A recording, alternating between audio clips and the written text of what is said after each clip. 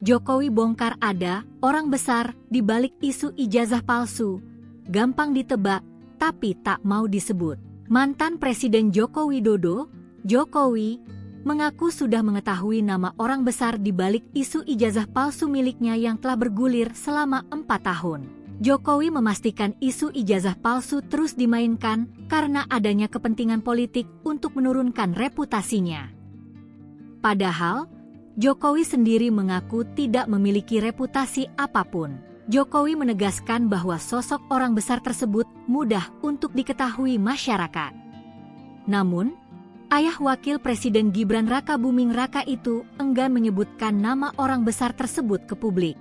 Jokowi heran mengapa keaslian ijazahnya masih dipermasalahkan. Padahal, kata dia, pihak Universitas Gadjah Mada, UGM, sudah menyatakan bahwa ijazahnya asli. Jokowi meminta semua pihak untuk berkonsentrasi pada hal-hal yang besar di masa-masa ekstrim saat ini, salah satunya menghadapi masa-masa perubahan karena artificial intelligence hingga humanoid robotik. Jokowi mengaku siap menunjukkan ijazah asli kelulusannya dari sekolah dasar hingga sarjana kepada pengadilan.